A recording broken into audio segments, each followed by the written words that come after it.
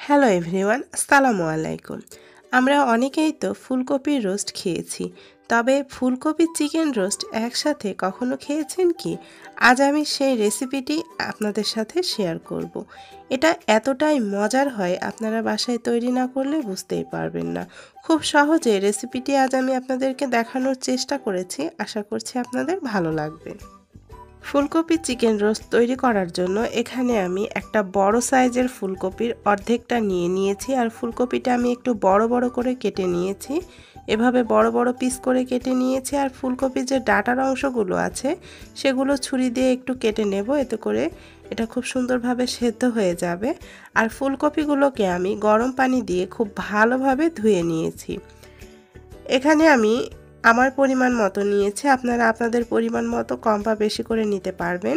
এখানে আমি প্রায় 800 গ্রাম মতো চিকেন নিয়েছি। আমি এখানে ফার্মের মুরগিটা নিয়েছি, আপনারা চাইলে দেশি মুরগি অথবা সোনালি চিকেনটা নিতে পারেন। এবারে আমি চিকেনটা ম্যারিনেট করে নেব, এজন্য এখানে দিয়ে দিয়েছি হাফ চা চামচ পরিমাণ লবণ আর হাফ চা চামচ পরিমাণ মরিচের গুঁড়ো। এবারে খুব ভালোভাবে মাখিয়ে আমি এটাকে 10 মিনিটের জন্য রেখে দেব। তবে আপনাদের হাতে যদি সময় না থাকে সেক্ষেত্রে সাথে সাথেই এটা ভেজে নিতে পারবেন। রোস্টের জন্য আমি একটা মশলা তৈরি করে নেব, এজন্য আমি এখানে নিয়েছি 3 টেবিল চামচ পরিমাণ পেঁয়াজ বেরেস্তা, সাথে নিয়েছি 2 টেবিল চামচ পরিমাণ চীনাবাদাম। আমি এখানে চীনাবাদামটা নিয়েছি, আপনারা চাইলে কাঠবাদাম অথবা কাজু বাদামটাও নিতে পারেন। নিয়েছি 1 টেবিল চামচ পরিমাণ কিশমিশ। একটা জয়ফলের 4 ভাগের 1 ভাগ নিয়ে নিয়েছি, সাথে এখানে 2-3 টুকরা জয়ত্রী নিয়ে নিয়েছি। খুব বেশি এই মশলাগুলো দেওয়া যাবে না, তাহলে আবার খেতে তিতা লাগবে। এখানে আমি 7-8টার মতো কাঁচামরিচ নিয়ে নিয়েছি, তবে ঝালটা যদি আর একটু বেশি খেতে চান তাহলে মরিচের পরিমাণটা আর একটু বাড়িয়ে দেবেন। এবারে এগুলোকে আমি একটা ব্লেন্ডারের জারে নিয়ে নিয়েছি, সাথে আমি হাফ কাপ টক দই দিয়ে দিচ্ছি। তারপর এটাকে খুব ভালোভাবে ব্লেন্ডারে ব্লেন্ড করে নেব। আপনারা চাইলে এটাকে পাটায়ও পিষে নিতে পারেন। খুব ভালোভাবে এটাকে ব্লেন্ড করে নিয়েছি।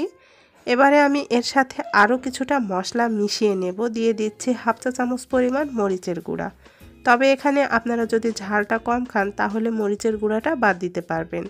সাথে দিয়ে দিচ্ছি প্রায় 1.5 চা চামচ পরিমাণ জিরার গুঁড়া, সাথে দিয়ে দিচ্ছি প্রায় 1.5 চা চামচ পরিমাণ ধনিয়া গুঁড়া, 1 টেবিল চামচ পরিমাণ আদা বাটা, দিয়ে দিচ্ছি 1 টেবিল চামচ পরিমাণ রসুন বাটা, স্বাদ মতো কিছুটা লবণ দিয়ে মশলাটাকে আমি একটা সাইডে রেখে দিচ্ছি, এটা আমরা পরবর্তীতে ব্যবহার করব।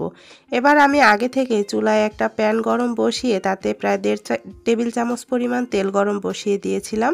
তেলটা গরম হয়ে আসলে আমি ফুলকপির টুকরোগুলো দিয়ে দিচ্ছি। এবার চুলার আঁচটা লো টু মিডিয়ামের মাঝামাঝি রেখে আমি ফুলকপিটাকে ভেজে নেব।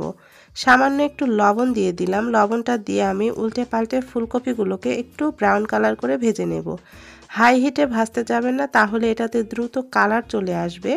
আমি ফুলকপিটাকে একটু লো আঁচে ভেজে নেব, এতে করে ফুলকপিটা একটু সফট হয়ে আসবে। এভাবে উল্টে পাল্টে নিয়ে আমি একটা ঢাকনা দিয়ে ঢেকে দিচ্ছি 1 মিনিটের জন্য। 1 মিনিট পর আমি ঢাকনাটা খুলে এটাকে উল্টে পাল্টে একটু ভেজে নেব। আমি প্রায় 5-6 মিনিটের মতো ফুলকপিগুলোকে উল্টে পাল্টে একটু ভেজে নিয়েছি। ফুলকপিগুলো ভাজা হয়ে গিয়েছে, সুন্দর একটা কালার চলে এসেছে। এবারে আমি এটাকে তেল থেকে উঠিয়ে নিচ্ছি। এবার ওই তেলের মধ্যে আমি আরও 1 টেবিল চামচ পরিমাণ তেল দিয়ে দিচ্ছি। তারপর যে ম্যারিনেট করে রেখেছিলাম চিকেনটা, সেই চিকেনের পিসগুলো দিয়ে চিকেনের পিসগুলোকেও খুব ভালোভাবে ভেজে নেব। এবারে চিকেনের পিসগুলো দেওয়া হয়ে গেলে আমি এটাকে উল্টে পাল্টে একটু ব্রাউন কালার করে ভেজে নিচ্ছি। চিকেনটাকে আমি খুব ভালোভাবে ব্রাউন কালার করে উল্টে পাল্টে ভেজে নেব। এই তো চিকেনগুলো ভাজা হয়ে গিয়েছে, এবার আমি চিকেনের পিসগুলো উঠিয়ে নিচ্ছি। এবার ওই তেলের মধ্যে আমি আরও 2 টেবিল চামচ পরিমাণ তেল অ্যাড করে দিচ্ছি। আমার পুরো রান্নাটা করতে প্রায় হাফ কাপের মতো তেল লেগেছে। এবার এর মধ্যে দিয়ে দিচ্ছি প্রায় 2-3 টুকরার মতো দারুচিনি, একটা বড় এলাচ, সাথে দিয়ে দিলাম 2টো ছোট এলাচ, দিয়ে দিলাম হাফ কাপ পরিমাণ পেঁয়াজ বাটা। এবারে খুব ভালোভাবে পেঁয়াজ বাটাটাকে তেলের মধ্যে ভেজে নেব। কিছুক্ষণ ভাজার পর যে মশলাটা রেডি করে রেখেছিলাম সেই মশলাটা দিয়ে দিচ্ছি। পুরো মশলাটাই এখানে দিয়ে দিচ্ছি। মশলাটা দিয়ে খুব ভালোভাবে নেড়েচেড়ে মিশিয়ে নিয়ে মশলাটা কষানোর জন্য এখানে আমি ব্লেন্ডারের জারটা ধুয়ে হাফ কাপ পরিমাণ পানি দিয়ে দিচ্ছি। পানিটা দিয়ে মশলাটাকে খুব ভালোভাবে কষিয়ে নেব যতক্ষণ না পর্যন্ত মশলার কাঁচা গন্ধটা চলে যাচ্ছে আর মশলাটা তেলের উপরে উঠে আসছে সে পর্যন্ত। আমি খুব ভালোভাবে প্রায় 7-8 মিনিটের মতো মিডিয়ামে রেখে চুলার আঁচটা মশলাটাকে কষিয়ে নিচ্ছি। মশলাটা কষানো হয়ে গেলে আমি চিকেনগুলো মশলার মধ্যে দিয়ে দিয়েছি। তো আমার এই ভিডিওটা কোনোভাবে স্কিপ হয়ে গিয়েছে। তো আমি খুব ভালোভাবে মশলাটা কষিয়ে নিয়ে তারপর এর মধ্যে চিকেনগুলোকে দিয়ে দিয়েছি। চিকেনগুলোকে দিয়ে খুব ভালোভাবে আমি মশলার সাথে কষিয়ে নেব।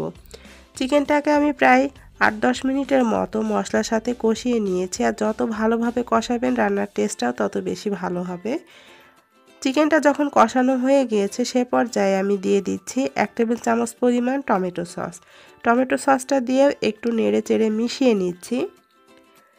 এবারে চিকেনটা সেদ্ধ হওয়ার জন্য এখানে আমি 1/2 কাপ পরিমাণ পানি দিয়ে দিচ্ছি। পানিটা দিয়ে চুলার আঁচটা মিডিয়ামে রেখে ঢাকনা দিয়ে ঢেকে এটাকে আমি 5-6 মিনিটের মতো রান্না করে নেব। 5-6 মিনিট পর আমি ঢাকনাটা উঠিয়ে নিচ্ছি। এ পর্যায়ে চিকেনটা প্রায় 50% মতো সেদ্ধ হয়ে গিয়েছে।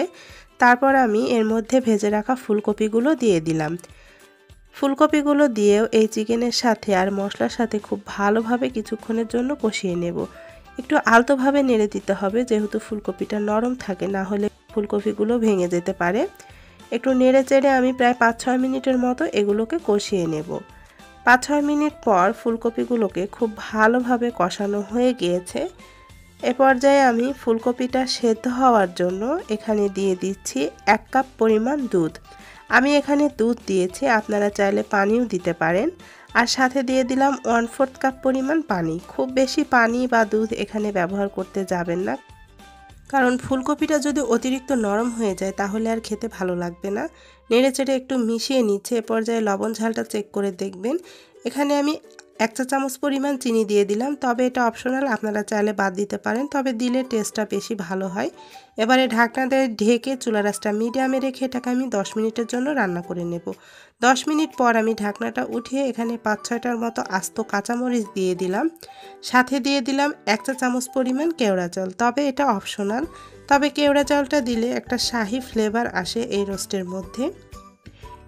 সাথে দিয়ে দিচ্ছি 1 চা চামচ পরিমাণ গরম মশলা গুঁড়া। আবারও ঢাকনা দিয়ে ঢেকে চুলার আঁচটা হাই হিটে রেখে আমি 6-7 মিনিটের মতো রান্না করে নেব। 6-7 মিনিট পর আমি ঢাকনাটা উঠিয়ে নিচ্ছি। ফুলকপিগুলোও সেদ্ধ হয়ে গিয়েছে, ঝোলটাও টেনে এসেছে, রান্নাটা পুরোপুরি রেডি হয়ে গিয়েছে। এবার আমি চুলার জালটা অফ করে দিচ্ছি। এরকম একটু মাখা মাখা অবস্থায় এটাকে নামিয়ে নিতে হবে, কারণ এটা ঠান্ডা হওয়ার পর ঝোলটা আরও অনেকটা টেনে নেবে।